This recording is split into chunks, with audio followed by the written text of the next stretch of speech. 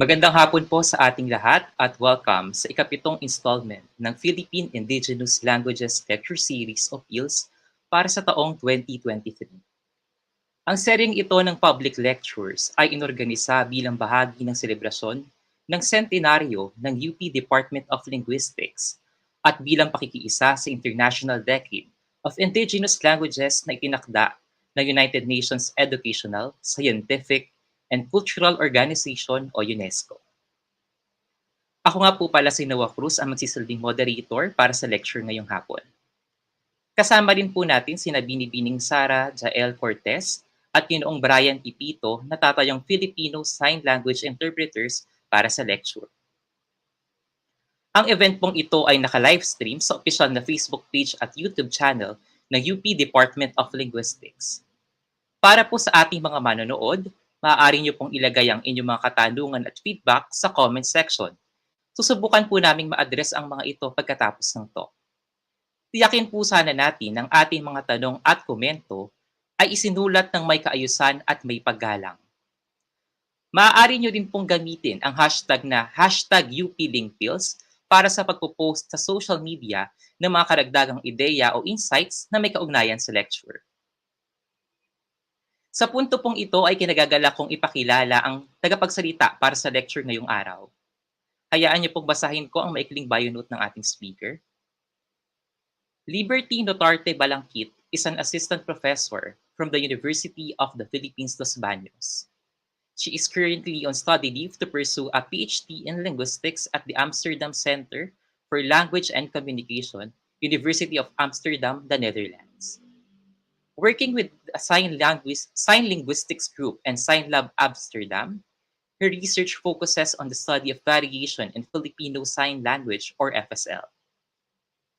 It is the national sign language of the Philippines. Using both statistical and ethnographic methods, she investigates the extent to which the variation that we see in FSL is correlated with macrosocial factors such as region, gender, and education. She completed her fieldwork last year, working closely with the deaf communities in Puerto Princesa, Palawan, General Santos City, Cotabato City, Calbayog, Western Samar, and Dulag, Leyte. Ma'am Liberty, magandang araw po at salamat po sa pagsama sa amin sa hapong ito. Hello, magandang araw. Maraming salamat din sa pag-imbita sa akin ngayon.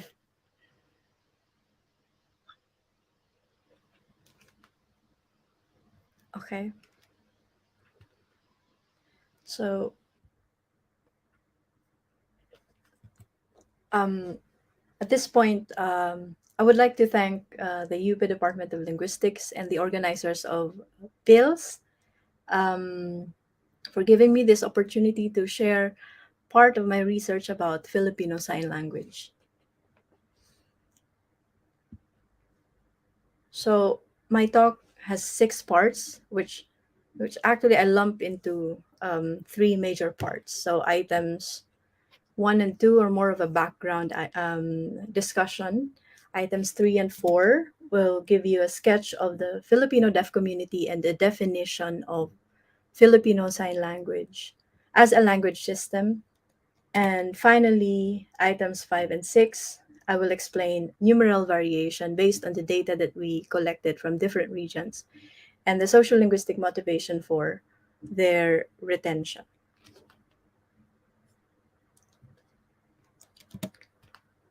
So my ongoing research, which focuses on Filipino Sign Language variation, is part of a broader project, PhD project, that is funded by the Amsterdam Center for Language and Communication at the Faculty of Humanities in the University of Amsterdam. And I am currently being supervised by sign language typologist Roland Fau and social linguist Susana Alberce.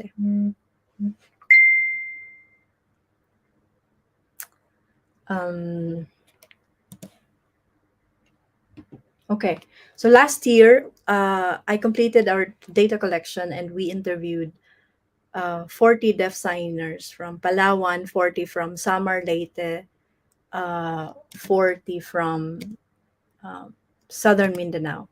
And at present, I am annotating my data and exporting them for further statistical analysis. So we have three sets of data. The videos of numerals, how numbers are signed in Filipino Sign Language. Second is elicited video based on a comic strip that I made, especially to elicit how negation is signed in Filipino Sign Language. And third is spontaneous data, where deaf signers shared personal stories of their life.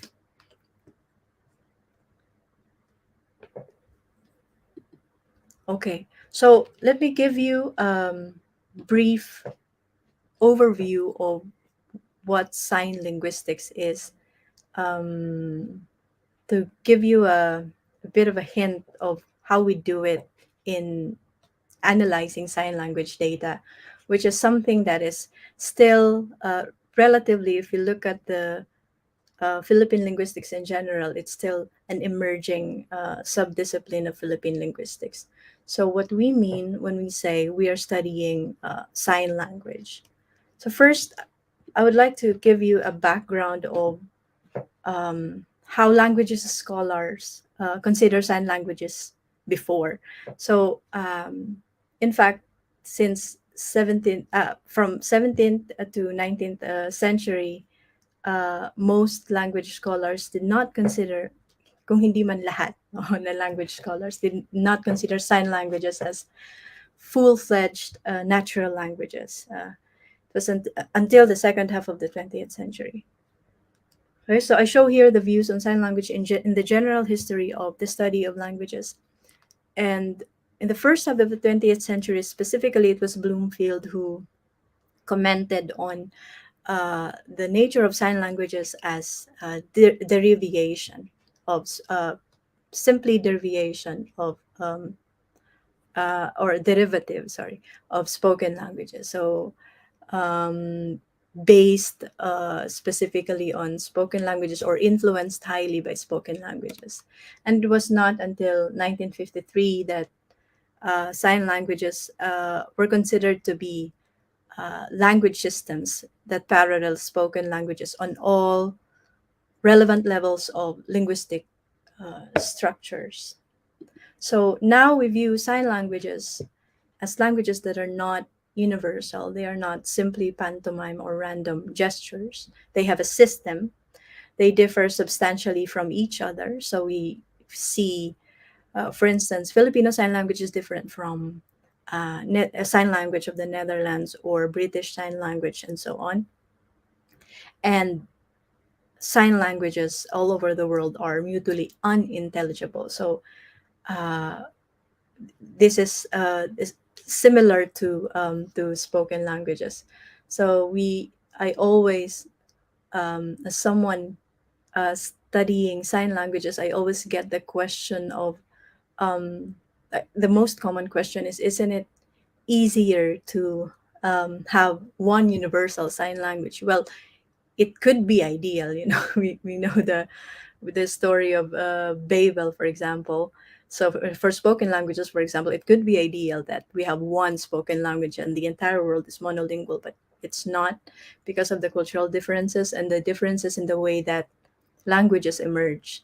So if we look at sign languages in general, this right now, this is where we are, how we view languages and how we see languages as units that can be analyzed using linguistic theories. Okay, so sign languages and spoken languages differ mainly in terms of modality due to paradigmatic difference in the articulatory system. So for spoken languages, we use our mouth, vocal cords, and so on to produce a word, and then we use our ear to perceive the meaning of the words or any articulation. While on the other hand, for sign languages, we use our hands, our body to produce signs, and we use our eyes to perceive the message via the visual modality. So in sign linguistics, the signing space is where the signs and the string of signs are produced. So as you can see in this picture, inside the box, that's uh, like the minimum signing space. And the building blocks of signs are hand shape, movement, and location. So let me show you examples of minimal pairs. So uh, in spoken languages, we a change of a single phoneme or a sound changes the meaning of an entire word, right? So for example, we distinguish bad from mad, disc from desk, hot from hat. And in sign languages, interestingly, I have here examples, three sets, three a set of three examples, um, which where I show a difference in a specific parameter. So, for example, in this set, in set one for the sign for Luzon, you have the same hand shape, but and the same location, which is in the neutral space, but different uh, what do you call that? Different movement. Okay, so um, the movement here makes the difference in meaning. And in set two, we see uh, the same movement, the same location, but different hand shape. Okay, and in set three, the same hand shape, the same movement, but different location. So we see here the differences in meaning between mother and father based on the location where we sign it. And in set two, we see the difference in the words in the signs with and meet based on the hand shape. And in set one, we see the difference in the signs for Luzon and later with the differences in movement. So these are examples of minimal pairs in sign language. And this um, we can see all of these parameters: movement, hand shape, location in that they play out in most of the lexical signs. So here's an example of a manual lexical sign for number 15 in Japanese Sign Language. It may look arbitrary for us who are not familiar with numerals in Japanese Sign Language, uh, but this signs, the citation form is based on numeral 10. So numeral 10 is the curving of index finger. So if you can look at my video right now, so it's like this. And 5 is this, so closed fist. So it's lexicalized so that this and then the 10 and the 5 are combined in one hand shape. And then there's the trilled movement to produce the number 15. So it's like 10 plus 5, which is 15. So this is an example of a manual lexical sign. And one set of my data is purely on how numbers are signed in Filipino Sign Language. So how do we exactly annotate the data in studying sign languages? Most sign linguists use the Unico-Linguistic Annotator, more commonly known as ELAN, to annotate sign language data. So in this picture, you can see an example of my video annotation of some data gathered from General Santos City. You can see below um, the different tiers that contain the different variants of a specific number. So 60, 70, 10, and for each row, you have the participants, and for each participant, they produce different variants uh, of the same number. So this is how we do it in general. How um, I analyze the data that I have on Filipino Sign Language. Now, I let me move on to the third part, which is more focused on Filipino Sign Language. Um, so, as a language system, Filipino Sign Language is used by deaf people in the Philippines. It has its de jure status because in 2018 it was signed in Filipino Sign Language law was signed. And currently, it is hopefully, um, we are trying to develop Filipino Sign Language as to become a medium of instruction for the education of deaf Filipinos. But until now, it remains an understudied deaf community sign language in Southeast Asia. Um, as a community sign language, it is a kind of sign language that is used in a large population, where most signers are dispersed in different places and most of the time converge in specific social contexts. And the most common is school and other deaf organization gatherings. Um, in our recent After our recent data collection from three different regions, we find that there exist local varieties of Filipino Sign Language. So we uh, when we interviewed local deaf signers, they identify Filipino Sign Language, which is different from the local sign language that they know within the community. And they also identify specific home sign language, which is more specific to family.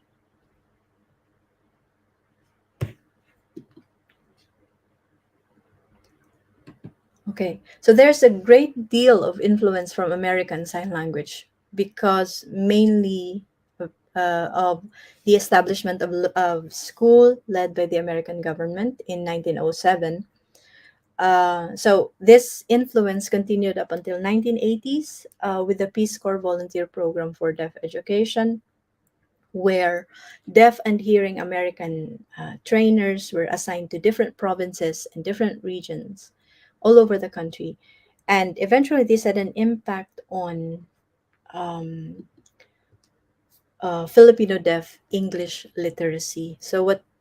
Although there's no comprehensive study about it yet, but we see now that at least those that we interviewed, most of them, when they learn um, numeracy and literacy, um, the support language is usually English. So we know that deaf signers are literate in English, but we are not sure the extent of their knowledge of local languages or the languages that their families use at home or their friends or neighbors use in the community. So, but what is clear is that they learn English language in schools. So, in general, as a language system, given all the influence, um, FSL is a mixture of unique traditional Filipino signs and regional signs, signs borrowed from American Sign Language, including phonological and semantic variants, and lexicalized signs based on manually coded English or MCEs. So let me give you an example of some examples of phonological variant. For example, you can see here the ASL variant for can, or like can do, is you have your palm facing downward, and then it moves from up in the neutral space from the level of your shoulder to the level of your stomach. But then in FSL, the orientation of the hand changes a little bit. So it's a phonological change. So it becomes like this, and then, but the same movement in the same neutral space. And an example of semantic variant is the sign for what and where. So in ASL, this is where, this means what, but in FSL, this means where. Um, so right now, I would like you to look at my video and to look how I am signing them. So this is what and where. And then an unmodified ASL sign is, mama or mother. Uh, and the father is like this. Mama is like this, okay, on the chin.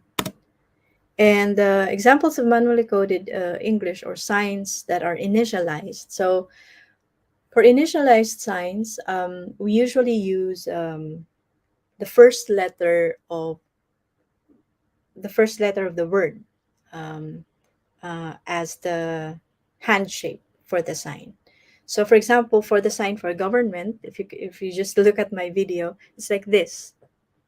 Okay, so you have sorry, you have G. This is G in FSL, and then you put it in your head because head of the head of the government. Um, and then another example is or, which you just spell O and R. So OR. Okay, so this is an example of manually coded English. And there used to be a lot of initialized signs, and I still see it up until now um, being used specifically in schools. Okay, so now let me give you an overview of the community of the Filipino deaf. So Filipino Sign Language, it's widely used in the Philippines. So the number of individuals with hearing difficulty in the country, based on the PSA 2020 data, it's relatively higher compared to other countries. So as you can see here in this chart, there are more members that are in the older generation, which is expected and which is common. And you see also that there are more female compared to male. But as you can see, an average of 25,000 uh, in the population of our uh, of our younger Filipino population have hearing difficulty. So which is actually something that is reflected in the increasing enrollment of students with hearing impairment for the past decade. This is why we have an ongoing um, call to actually um, develop a curriculum that really suits the needs of young deaf Filipinos in education.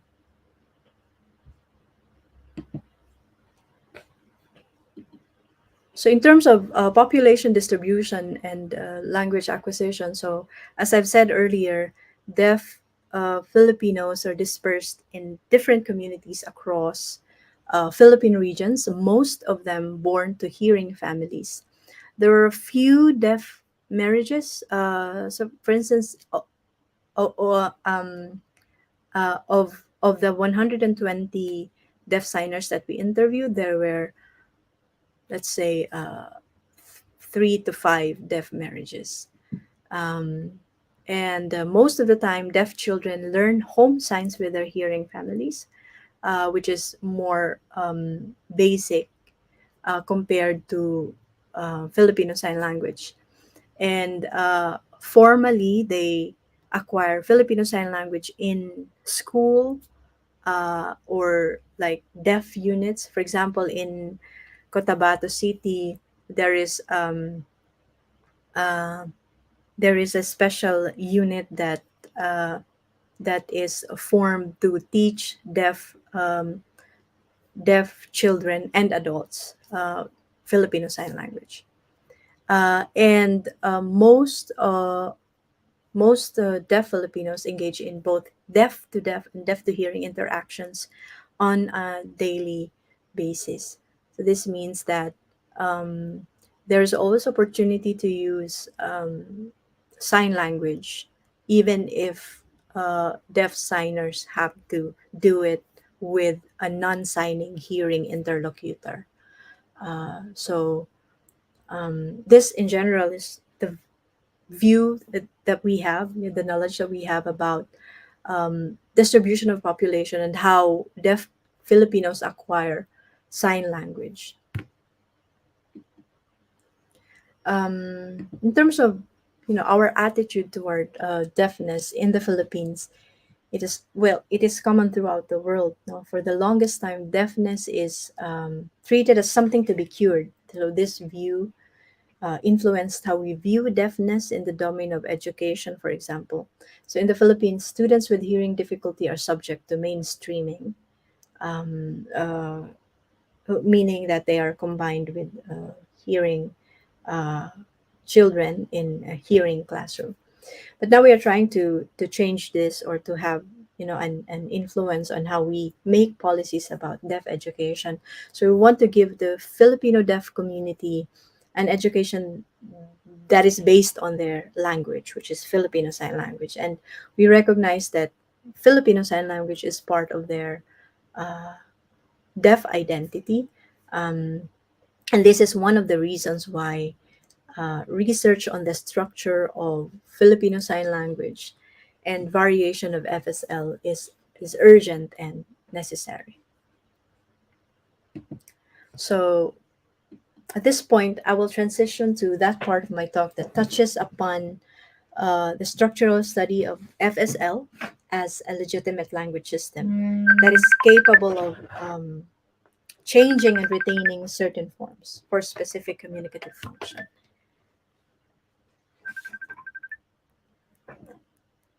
Okay, sorry.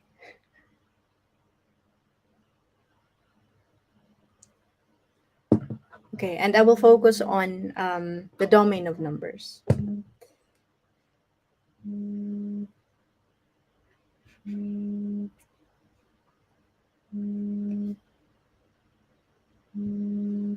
Okay, sorry about that.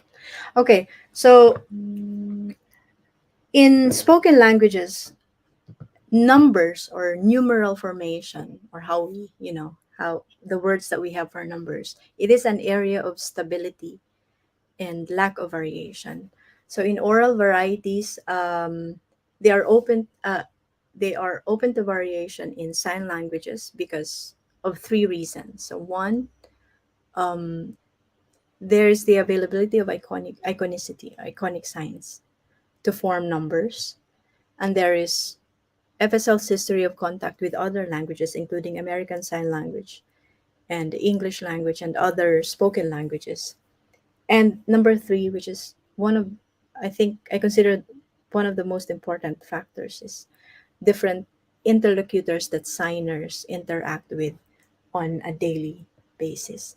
So to give you a background of, when we look at numerals in sign languages, in terms of their iconicity, we can see clearly that there is iconicity that is reflected because of the modality that we use. So some numeral signs are iconic, and that is most clear in your low numerals. And when we look at different examples of numerals in sign languages, we can see that iconicity can be reflected either through the hand shape mimicking the written numbers. So for example, in Sagara and Seshan, they have examples from from Ugandan Sign Language, Turkish Sign Language, and Japanese Sign Language. As you can see, the formation of number six, for example, this is in Ugandan Sign Language. This is six, which actually forms, the written number six.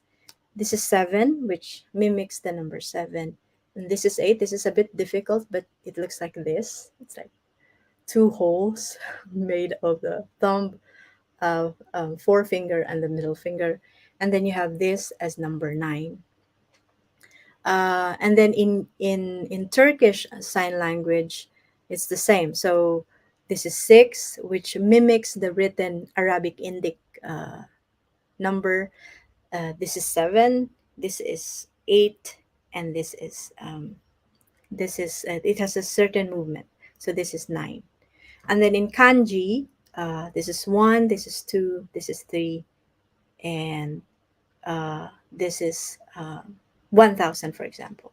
So one of the sources of iconicity is based on the written, um, mimicking the shape of written numerals, and the other one is more straightforward, uh, which is, iconicity in signed numerals is the cumulative addition of fingers onto the hands, where we extend our fingers to represent specific numbers. So we have one, two, three, 4, and so on. And there are different strategies to form numbers across different sign languages. So we have the lexical strategy. Um, so in lexical strategy, you have a specific hand shape that represents the entire number. So this is an example of 10 in Japanese Sign Language. Second is sequential strategy, where um, there is sequencing of morphological elements. So for example, morphological segments to form a specific number. So for example, in Ugandan Sign Language, you see there an example of number 15, where you have this. Okay, I hope my video is clear. So you have this 10, and then you move your one of your dominant hands, your dominant hand to form 5. So it means 10 plus 5, which makes 15. So this is called sequential because your hand shape or your hand movement moves from one shape to another, to form another meaning. So you have 10 plus 5. And then lastly, which is very common also in signed numerals, is simultaneous strategy, wherein you have a numeral hand shape and a movement to accompany the numeral base. So for example, this is an example. This is 20, and this is 30, this is 40, this is 50, and so on. And we can also see that in Filipino Sign Language. Later on, I will show you examples of that. So these are the three most common strategies of numeral formation. So in sign languages, we see addition, operations like addition, subtraction, and multiplication in the formation of signed numbers. Now, in the data that I'm going to show you today, I collected it and I used specific methods, like money counting. So I showed them Philippine money and um, asked them how much is it, and then they would sign. Then there's object counting, where I show them a set of objects, and then I ask them how many objects are there, and then the guessing the price, which I specifically used for larger numbers. So I show them, for instance, laptop or house and lot, and I ask them how much do you think this costs. And so I clustered the data and I coded them based on the features that they show. And as you can see here, the features that are specifically identified for number formation is like there are numbers that are one-handed, there are numbers that are two-handed, there are numbers that use simultaneous strategy, there are numbers that use sequential strategy, there are numbers that use addition, there are numbers that use multiplication um, to produce higher numbers. So based on these, what we see is a lot of variation. So number one, Filipino signers use a combination of the strategies of numeral formation. So this is an example. One example is the lexical variant for 10. So this is 10. If you can just look at my video, 10. And then for simultaneous strategy, this is an example of 200. Okay. I hope that my video is clear. Okay, 200. And you can apply it in other numbers like 100, 200, 300, 400, and 500. And then for the sequential strategy, um, uh, this the example that I show here is an example of a digital sequential strategy where the signing of the number reflects how it is written. So, for example, it's 113. So you just sequentially signing the numbers. And then there are others, sequential strategies, wherein you use a specific operation. So, for example, for 113, it could be 113, or also, if you can just look at my video, for example, 100 plus 13. So 113. So there are different ways that signers use these strategies to form specific numbers in all of the numeral clusters from 1 to up to multiples of number. So these here I show you examples of lexical numbers. So from 1 to 10, you see here 1, 2, 3, 4, 5, 6, and you see how iconic it is, right? So the extension of fingers, one finger for one, two fingers for two, three fingers for three, and so on. And you see that it becomes more uh, uh, less iconic in number 6 to 10. So you see you have the thumb touch, the pinky touching the thumb to form number 6, for example. And the cluster for number 6 and 7 up to 10, these are borrowed from American Sign Language. And there are also lexical bases. So for example, for uh, 100, some use the claw or the C hand. So for example, 1 and 100, 200, 300, and so on. And the palm touch for 1000, for example, and then the K for 1000 also. So this is a 1000 variant. Um, for the multiplicative base million and billion, it's initialized in that for million you use um, the hand shape of M, the letter M, and then you touch it twice like this. Million. And for billion, you have the B and then billion.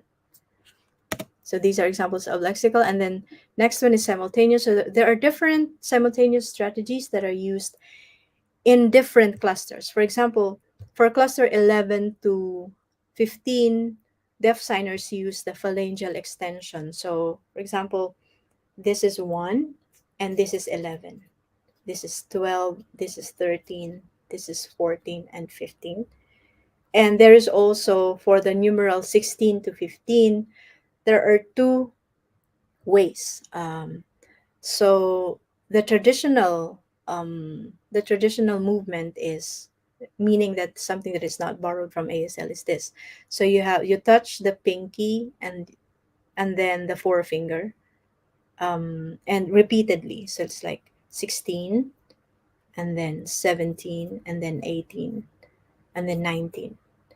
And then you use supination for other variants of 16 to 19. So for example, 16, and this one is borrowed from American Sign Language. So 16, 17, 18, 19, and so on. And for multiples of 10, in Filipino Sign Language, we use the ulnar deviation. So it's like you twist your palm, and then there's a specific hand shape to know which number is it. So for 30, it's like this, 30. For 40, it's like this, 50, and so on. And I showed you a while ago for the hundreds, it's like 300, 400, 500. It's the curving of all the fingers. And then for 1,000, it's the palmar flexion. It's like 3,000, 4,000, 5,000. So these are the different movements that we use, that Filipino signers use to produce different numbers. And as I've showed you a while ago, there for the sequential strategy, there's the digital strategy where you just copy the numbers as they are written. So for example, for the number 214, it's 214. And then for sequential addition, you have 10. For example, for the number 12, you have 10 plus 2. So 10, 2. And then for sequential multiplication, you use a lexical base, for example, a C for 100, and then 2 for the element that is necessary for you to know what number is it. So 200, 300, 400, and so on. So these are the examples of strategies that we find in Filipino Sign Language. So in general, as the numbers go higher, there are more choices of features, and there are more combinations, and therefore there is more variation in formation of larger numbers. And these variation, uh, they exist within the community and also within individuals. So hindi siya as an individual deaf signer can use all of these or like any two or three of these variants. So hindi siya parang exclusive sa ibang individuals lang. So we see both intra-community and intra-individual variation. Okay, so generally, signed numerals can be broadly categorized based on their morphological transparency. So uh, the way that the components of the number are reflected in the hand. So for example, there are signs that are more iconic, therefore more transparent. For example, the 200 sign for 9 is this. So you have 5 and 4, 9. And then the counterpart is an opaque sign, which is like this. Sorry, like this. So the thumb touching the forefinger, which is 9, which is borrowed from ASL. And we see that this categorization, it leads to variation based on iconicity. So some numeral signs are more iconic than others, and um, you see here an example of the different signs for number 10, the iconic number 10. So for example, this is highly iconic, right? So we know that this is 10, 5 plus 5. And there's also another iconic sign for 10, which copies how 10 is written. So it's like this, 1 and 0. And then we also see here non-iconic signs, which is this and then this. Okay, so there are numbers that have lots of variants like this. So for the number 100, for example, you have 100, which is iconic, 100, and then it gets less iconic, like 1 and then the C, okay, 100, uh, or more lexicalized form, which is like this. This is a common like lexical sign for 100 in different regions in the Philippines. Now, what are the sources of these variations? So I identify two main sources. So there are two main social linguistic motivations for this rich variation in Palawan variety of FSL, specifically, in Puerto Princesa. So the examples that I showed you are examples from only from from the island of Palawan, but we see these formations are also present in other regions. And the tendency, the a specific nature of signed numerals and the variation is that it is retained in sign language. So they are sort of like kept in the repertoire of the deaf signer, and they just take it out whenever necessary, the different variants whenever necessary. So I mentioned borrowing from American Sign Language because of the influence in education. So we have specific numbers that are directly borrowed from American Sign Language. So we have here, for example, um, the traditional sign for 10, and then you have the borrowed sign for 10. For 16, you have the traditional sign like this, and you have the borrowed sign like this. And for 300, you have the traditional sign like this, and then for the borrowed sign, you have the sequential 3 and then the C. Okay, so and we can see this. These are just a few examples, but you can see this. A lot of borrowed lexical signs from American Sign Language. And another source of variation is the interlocutor effect. So in my review of the different social linguistic sketch of the Filipino deaf communities in the different provinces, we can see a network of Filipino deaf interaction in different contexts and different subtypes of these contexts. And we see that in each context, there is either a deaf to deaf or a deaf to hearing interaction. And based on these interaction, um, deaf signers, choose a specific sign to use, whether, to use more iconic or less iconic sign, to deviate, to show more, knowledge of more symbolic signs or arbitrary signs than more iconic signs, etc., etc. So in the broadest sense, the broader the context and the more non-signing interlocutors there are, the more likely that the deaf signer uses a more iconic sign to accommodate the non-signing hearing interlocutor most of the time. So, okay, so the choices of signs from iconic to less iconic has something to do with the function of signs. Uh, and the linguistic repertoire of a deaf signer allows for this retention because of the functions that these forms serve. So, um, for each sign, we have like a feature of function and a feature of form.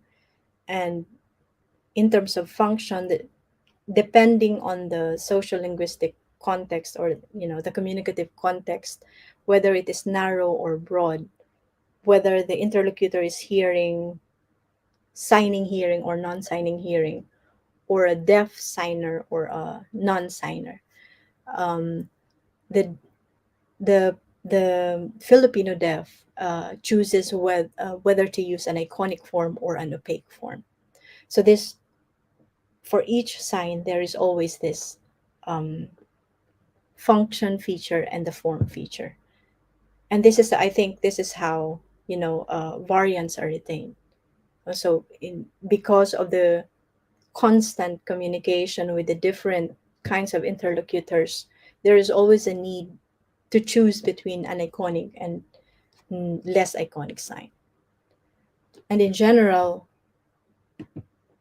to summarize, the variation that we see in the strategies of forming numbers in FSL, it has varying sources. And we see that here's a box. There's borrowing of numerals from ASL. There are modified signs along with traditional FSL signs.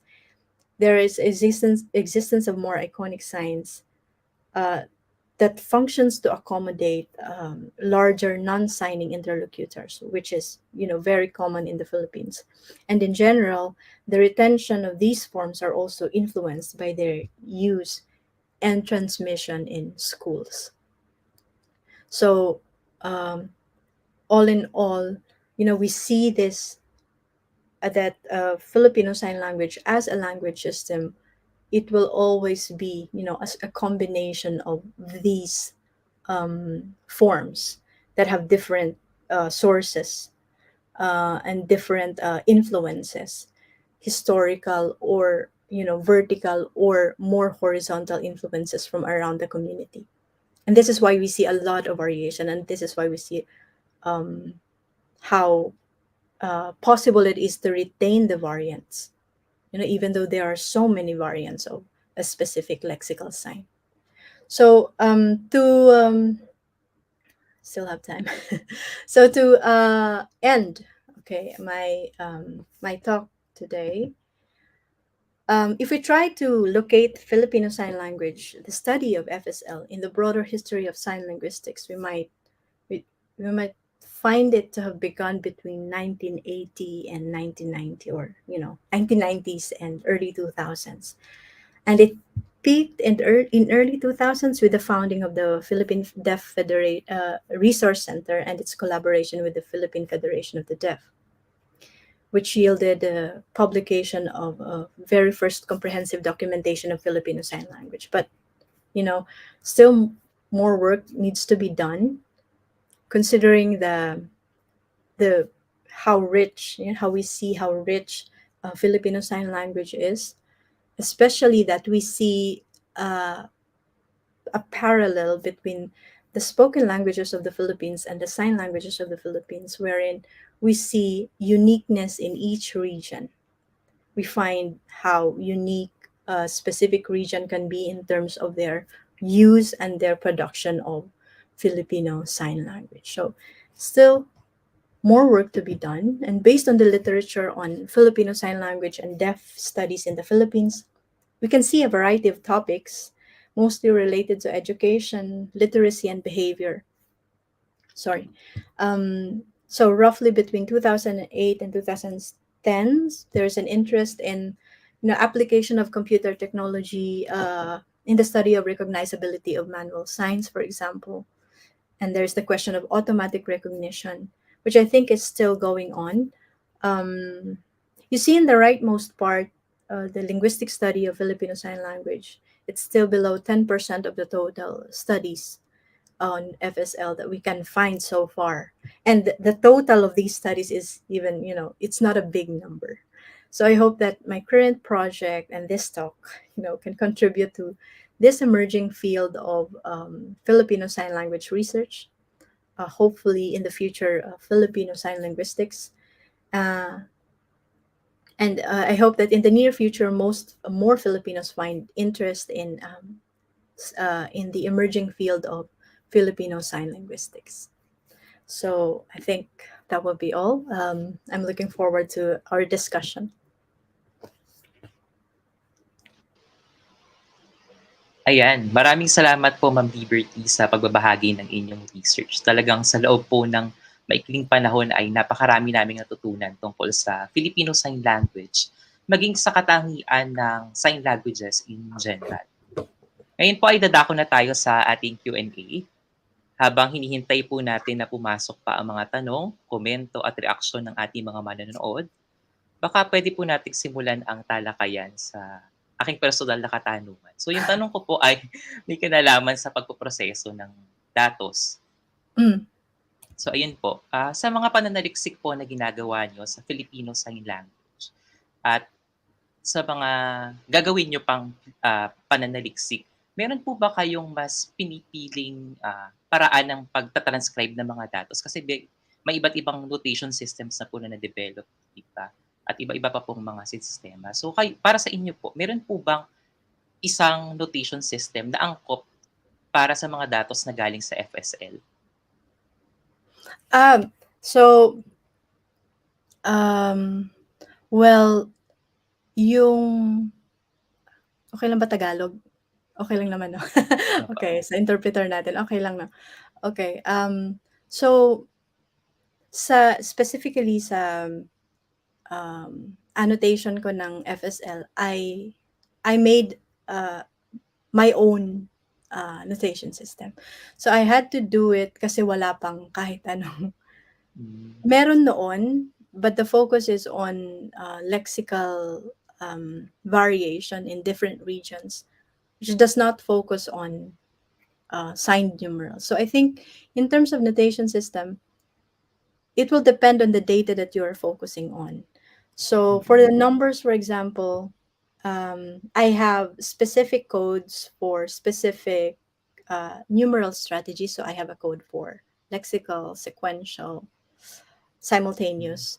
I have a code for mouthing if there is mouthing. I have a code for non-manual if there is non-manual. So ang importante sa annotation ng sign language data is that, lahat ng importante doon sa meaning ng sign, right? Ilalagay mo doon sa tiers. Sa ginagawa ko ngayon, which is social linguistic, variationist analysis, medyo para sa tingin ko broader yung notation system na ginawa ko. So I just identified different codes for the different variants and whether or not they are primed or they exist in each individual. Kasi eventually gagamitin ko siya for ano tawag dito? Gagamitin ko siya for statistical analysis.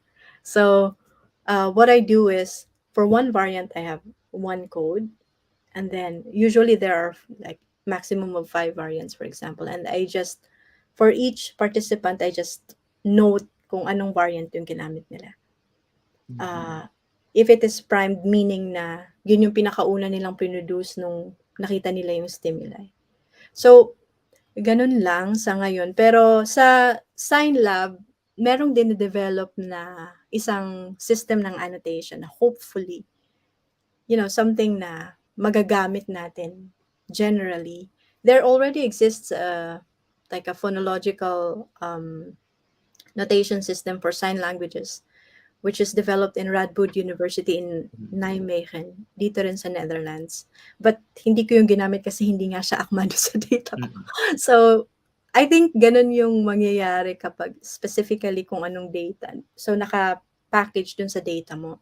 So, halimbawa, sa September, magsisimula ako mag-annotate ng syntactic level naman. So, mga sentences. I think yung sa syntactic level, mas makakagamit ako ng something that ginamit na rin sa ibang mga studies sa Nijmegen. Pero, yeah, sa ngayon, for Filipino Sign Language, well, wala pang, itatry natin na makabuo ng sarili nating notation system for this. Especially, para ma-record natin yung regional variation, which is a very important, aspect ng variation sa Filipino Sign Language. I hope nasagot ko yung Ay, tanong. opo. Yan. Thank you po. Iugnay ko na lang din po yung isa ko pang tanong. Okay. Di ba po sanay tayo sa paggamit ng sentence lists, ng word list para mag-ilisip ng datos sa spoken languages. Kayo po, ano po yung ginagamit nyo para mag-gather ng data para sa FSL? Okay. So, dahil social linguistic yung study ko, so meron ako mga social linguistic. Well, I hoped, na makakuha ng specific na, for example, kind of pair story type. Pero dahil for example, gusto kong makakuha ng data tungkol sa paano nga ba sinasign yung negation, yung no, not, sa isang sentence. Gumawa ako ng comic strip. So yung comic strip na yon, parang may isang bata, tapos may dalawa siyang pet, tapos yung pet biglang nawala. Yung isang pet biglang nawala. Tapos, hinanap niya, may nakita siyang 3 tao, pero hindi nila nakita. So, I hope to elicit paano nila sinasign yung hindi ko nakita, gano'n, etc. So, isa yan. So, meron akong comic strip. And then, yung nakita nyo kanina, which I adapted from other studies, yung money counting, object counting, and then price guessing. Actually, ang dami pang mga interesting na methods to elicit data. So in the near future, I also hope to elicit data of FSL in interaction. So I want to see, sa conversation, for example, sa dalawang signers, or paano nagbabago yung signing ng isang Filipino deaf kapag iba na yung kausap niya, for example. So meron ng mga studies ngayon dito, for example, sa Amsterdam, that focuses on focuses on how deaf signers choose specific or change their sign forms based on the change in the people that they are interacting with. So may mga ganun din. So usually, well, it's a lab, parang experiment type. So nasa loob ng isang room, and then meron ka mga cameras, and then uupo lang sila at saka mag-uusap. So, pero pwede rin naman yung sentence list, but I didn't try it because I wanted to elicit more spontaneous and more like storytelling type data. In 2012, I think earlier pa nila ginawa, yung Philippine Federation of the Deaf and the Philippine Deaf Resource Center, ang ginawa nila ay Swedish list style, lexical statistical analysis. So ang ginawa nila is to show a list of like 100 plus words, and then ask the signers to sign. Tapos, doon nila nakita yung different signs, yung parang regional variation based doon sa lexical statistical analysis na yun. So, yun din. Yun. Yun. Ayun. So, iba-iba rin po pala talaga. Yes, Depende doon sa pangangailangan ng researcher. ng research, oo. Sige po. Yung susunod naman pong tanong ay may kinalaman sa variety ng FSL. Yung tanong po na ito ay galing kay Assistant Professor Divine Enrica. So Okay. with variations that arise, can we say that these are dialects of FSL or on their way to becoming dialects of FSL? Okay. So, So divine. Wala akong direct answer sa tanong.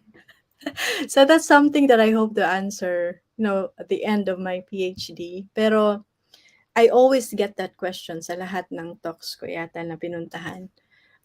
It's really difficult to say right now kung are these, dialectal variation, or kasi wala pa tayong study ng mutual intelligibility, for example. So we have to do that, I think.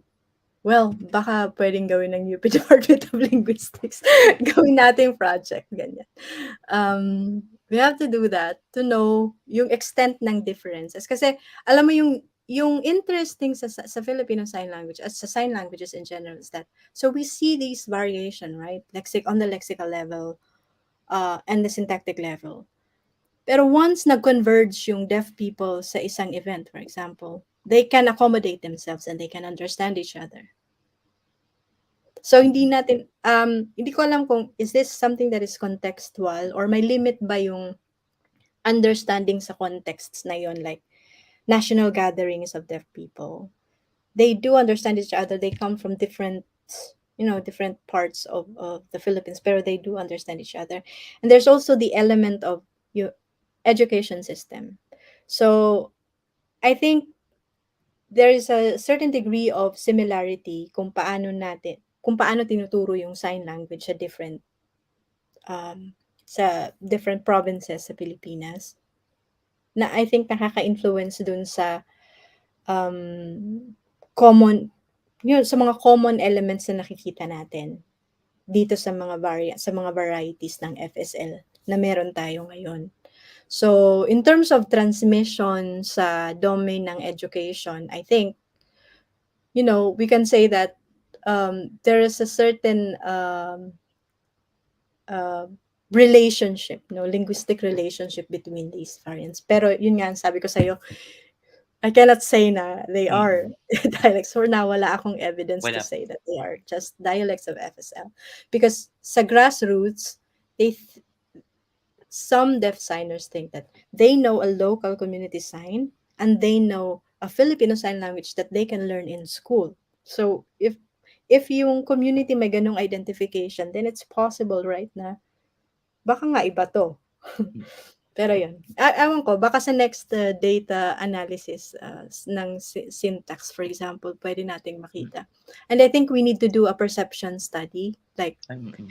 I'll show them, a deaf signer from Palawan telling a story, and then ask someone from Samar, naiintindihan mo ba to? So, mutual intelligibility test.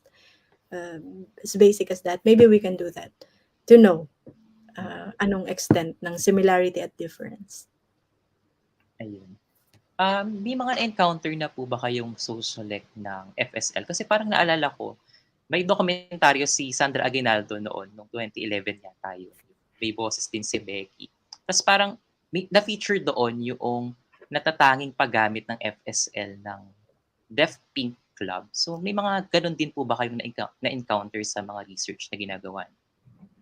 Okay. So, ako personally, dun sa data gathering ko, mostly mas sa community level, more on like geographic community level. Pero wala akong na-encounter na, sociolectal variant. Pero it does exist. Actually, yung development ngayon sa sociolinguistic study, yung tinatawag nating third wave variationism study sa sociolinguistics, ang focus niya ay paano nagre-reflect yung identity ng tao doon sa language na ginagamit. Mm. So it is possible na sa bahay, iba ka magsalita. Pero pagdating sa friends mo, iba ka rin magsalita. Or sa school, iba ka rin magsalita. Sa office, iba ka rin magsalita. So it's more focused on the agency of the speaker or the signer. There is one study on American Sign Language about that. It's more of ethnographic, and he followed two deaf signers. No, sorry, isa lang. One deaf signer, and how he used American Sign Language in different contexts, like with his friends or at his work. And I think, dito pa lang sa study na to makikita natin yung different ways that sign languages are used in different contexts. So, well, I think meron talagang sociolectal, Mm. variation the way we see it. I think yung minimension ko nga about more use of iconic signs, for example.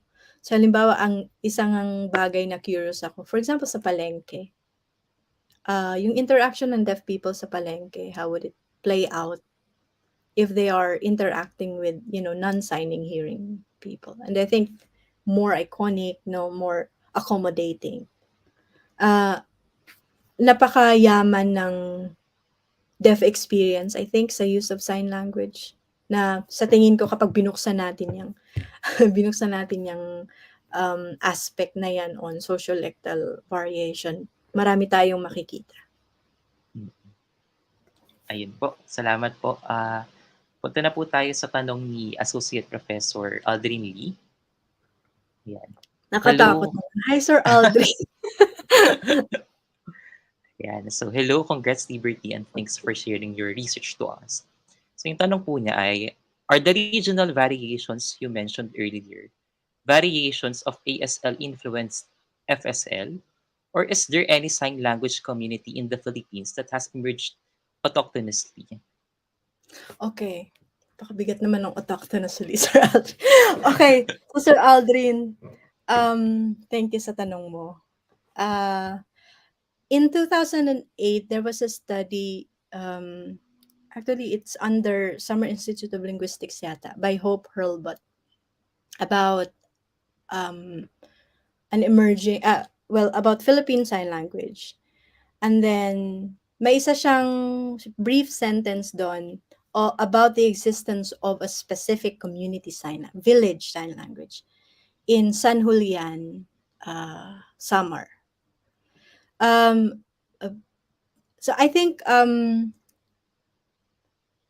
wala pang nagiging follow-up doon. Pero I think there were sa mga communities kung saan mas marami ang incidence of hereditary deafness, nangyayari siya. Pero I can give an example sa Indonesia, halimbawa, Kataholok in Bali, Indonesia. So it's specifically a deaf community sign language that emerged within the community.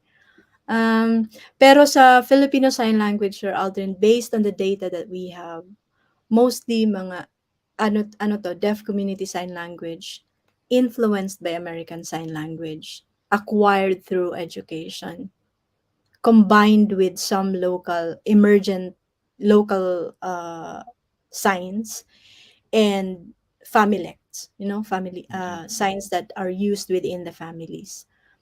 Pero in terms of an emergent village sign language na makikita lang natin sa specific community sa Pilipinas, wala pa akong evidence of that. So I did try, halimbawa, I tried to go to Dulag Leyte and in Western Samar and in Eastern Samar. Kaya lang I failed to stay for a longer time to see kung ano. So ang nakuha ko lang doon ay more on urban sign language type used, and learned in school and in the community. Pero hindi, not really, something na nag-emerge. I cannot say anything about that right now. So, yeah. So, yung tanong ninyo about ASL influenced FSL. So, I think itong mga nakolekta naming data, largely, nakikita natin yung borrowing from American Sign Language. So, but for example, in the 1970s, there was a specific missionary worker, si Shane Felt. Sinabi niya na ang nangyari kasi noong 1970s is dinistribute yung mga American deaf and hearing trainers and then tinuro yung ASL-based, curriculum of sign language training. But then in 1979, there was a call to stop it and try to document the traditional Filipino Sign Language. So I think even before, no, so kapag tiningnan natin yung historical, emergence of Filipino Sign Language, even before the influence of American Sign Language, there already exists, sign language in the local communities. Pero hindi nga lang natin, walang nga lang documentation, no? Until nagkaroon na ng education based on um, American Sign Language curriculum. Yeah. Pero hopefully, no, malaman natin ang mga kasagutan. Mm. Thank you, Sir And Aldrin. May utang pa ako sa'yo. Okay. ayan. Napunta po tayo sa tanong ni Kenichiro Kurusu. Interesting to know there are variables in numerical signs. Are they all mutually intelligible among different signers?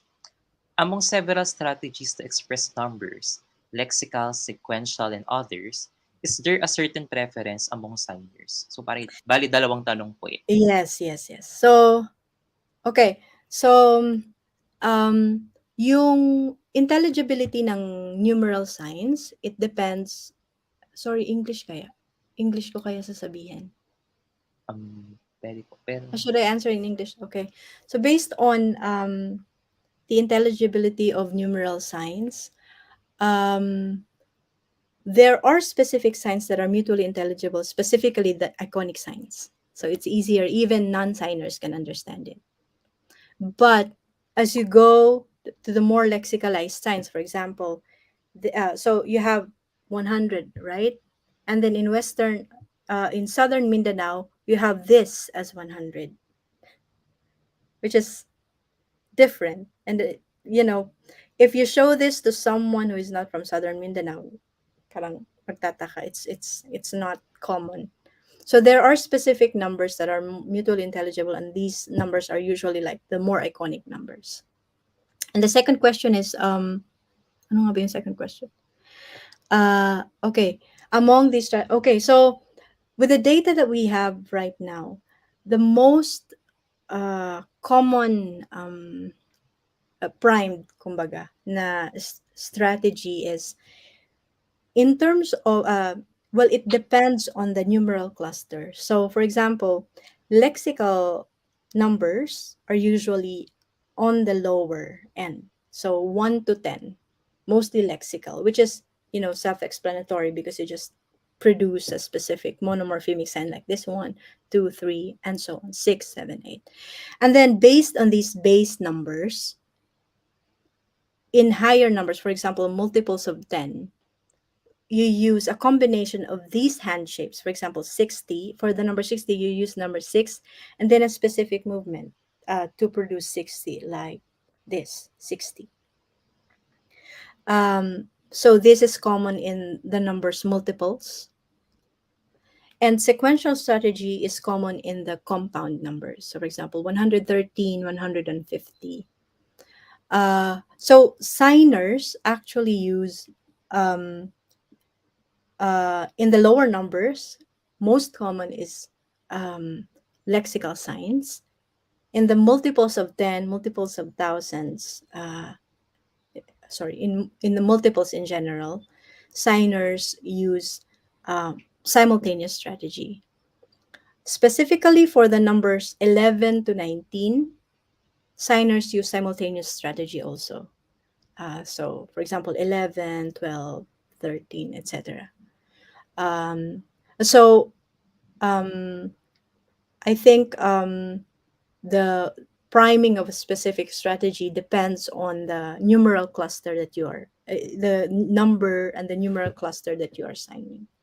So that's it. I think it's all of these strategies are like equally on average productive among the signers in all over the Philippines.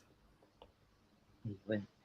Thank you po. Last na question na lang po, galing kay Mr. Russell T. Vargas. Is there any course that offers sign language you may offer for those who want to learn sign language? So parang mas kinalaman po yung tanong niya sa pag-aaral ng Oo. Filipino Sign Language. Yes. Okay, that's an interesting question. What I know of, yung pinaka common at I think pinaka, pasok sa banga na training is sa De La Salle Center for Din Deaf Studies sa De La Salle University. Um, they have a specific program uh, for sign language training, and I have a friend who is also my teacher, my FSL teacher. Hi, Weng. Are you watching? Weng, Weng Rivera, and also one of the deaf sign linguists in the Philippines, Rafa, is also a colleague who works in LaSalle. They have a specific program. Right now, in the University of the Philippines in Los Baños, we are still working on that, on a proposal for first a short course, and then eventually it will become um, uh, a specific course offered, as a general course buong UP. Hopefully we can do it, in 2-3 years time. But the we are trying to do it. What Another option is you hire a deaf teacher. The best way to learn sign language is to sign with deaf people. So I mm, have, for example, while I'm staying here in Amsterdam, I have a regular meeting and teaching sessions with my deaf teacher Wang, and my friends Carol, and other deaf people who are generous enough to help me with my signing. So yeah, so my advice would be, if you don't have a specific program, as much as possible, you learn with a deaf mm, signer, with a deaf teacher. ayun. Parang kung di po ako nagkakamali, may ilang pagkakataon din na nag-offer yung College of Education ng short courses ng Ay, oo Filipino nga Sign pala, oo, nakalimutan. Language. Sa UP Diliman ito ano? Opo, Oo, yeah. So, would you know kung saan ina-announce yun? parang sa page po nila pero hindi po yata siya regular na ino-offer. May Okay. mga So pagkakataon. hopefully magkaroon tayo ng ano, ng maraming offering. In 2-3 years time siguro kaya nating gawin with UP Department of Linguistics Ayun na nga po. and UPLB and the Department of Humanities. There was a comment that I saw about kung merong mga resources on Filipino Sign Language. Right now, as part of my research, I am building this like page, sort of like an FSL, ang tawag doon, a reference website for Mhm. FSL.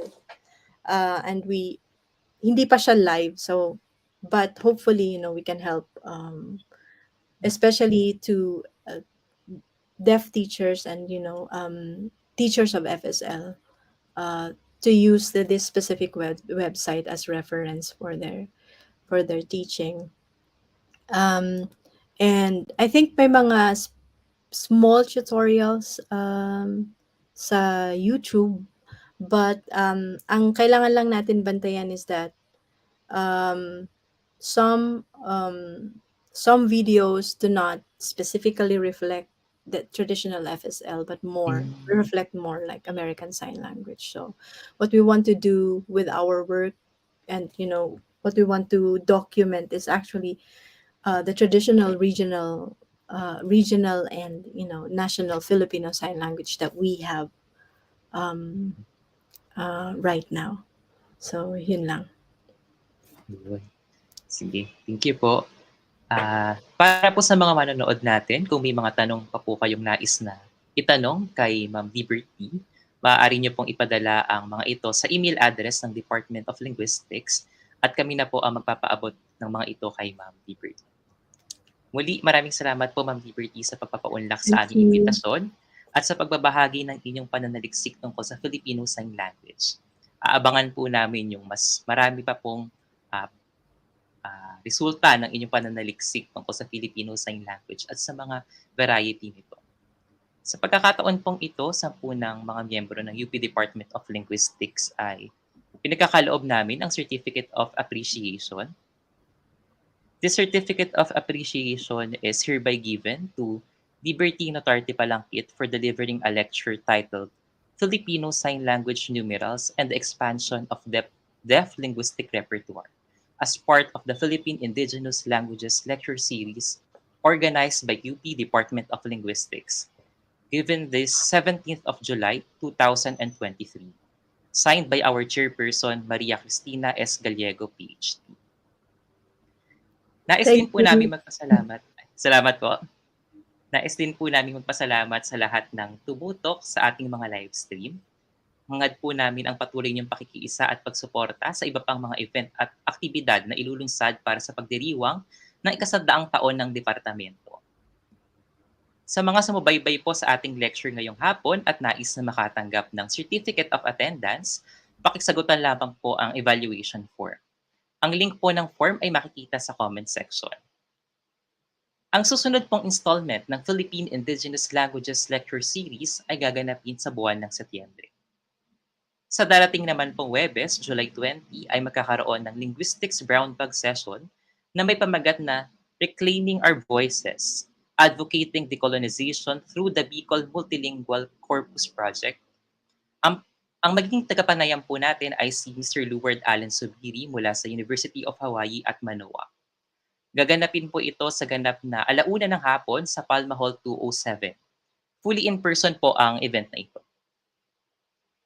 Iimbitahan din po namin kayong makiisa sa nalalapit na 15th Philippine Linguistics Congress.